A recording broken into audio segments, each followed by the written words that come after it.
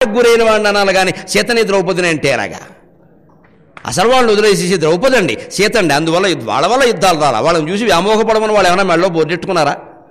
మూర్చిబెళ్ళలాగా నన్ను ప్రేమించు అని ఇప్పుడు పెట్టుకుంటున్నారు. శుభ్రంగా టీషర్ట్ వేసి పైన ఉండే నినాదాలు చూడండి ఎంత ఘోరంగా ఉంటున్నాయో. ఇప్పుడు పెట్టుకుంటున్నారు. మీరు వాళ్ళని అనండి, తప్పులేదు, రెచ్చగొట్టారు. శుభ్రమైన టీషర్ట్ వేసేటువంటి అన్నీ కనపడేలాగా పై దాని మీద నినాదం. ఇంకా అవతల వాడు అలా అవుతాడు, 18 ఏళ్ళవాడు 55 ఏళ్ళవాడు, మేమే ఆగలేము.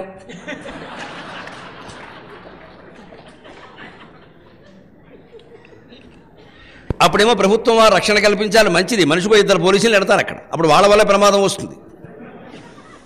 ముందు ఇది మారాలండి, ఇది మారాలి. ఇంత బహిరంగమైన వేషధారణ పనికిరాదమ్మా. మొహమాటం వల్ల నా కూతుళ్ళుగా భావించి చెబుతున్నా, చాలా తప్ప వేషం అది.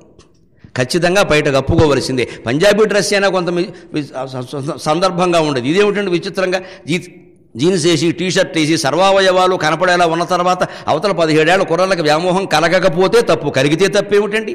ఆశ్చర్యం ఏమిటండి? ఉప్పు కారం తినడం లేదా? మనిషి కాదా? అందుకని మన జాగ్రత్తలో మనకు ఉండద్దా? మగాడు ఉన్నట్టు మేము ఉంటామంటే మగాడుగా అవి లేవు, నీకు ఉన్నాయి, చూసుకోవద్దా?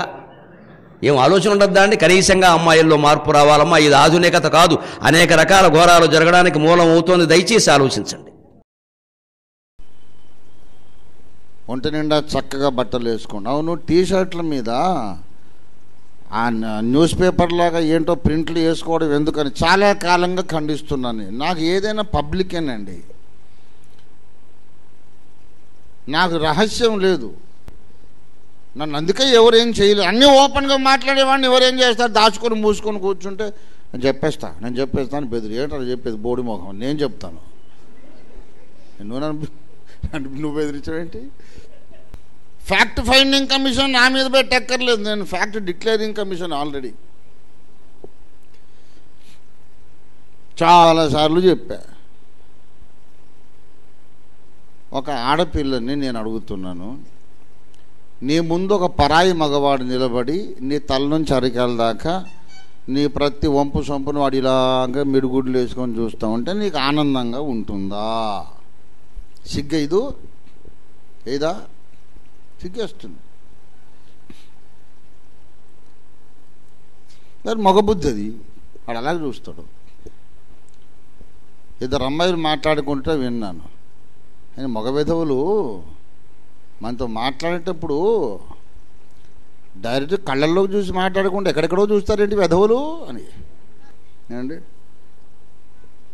కాలేజ్ పిల్లలు మాట్లాడుకుంటున్నారు, వీళ్ళు డైరెక్ట్గా మన కళ్ళల్లోకి చూడకుండా మాట్లాడుతూ ఉంటే నా ముఖంలో చూడుకున్నాడు ఎక్కడెక్కడో చూస్తాడు విధవ అని తిట్టుకుంటున్నారు. అది మగబుద్ధి తల్లి.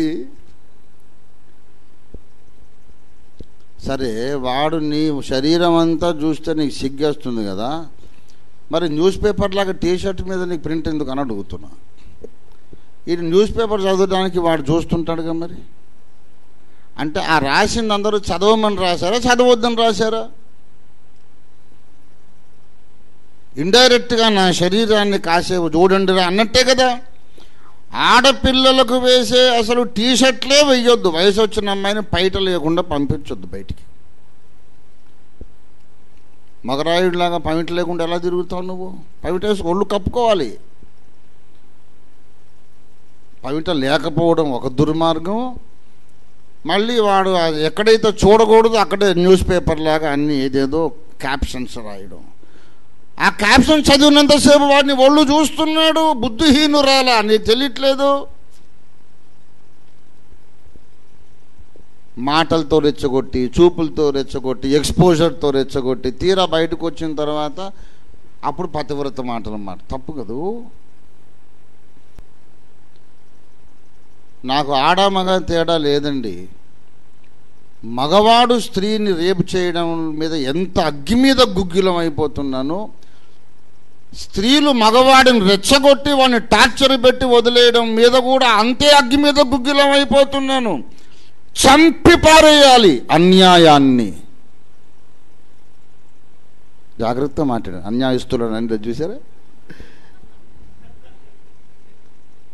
అన్యాయస్తులు కాదు, అన్యాయాన్ని చంపి పారేయాలి.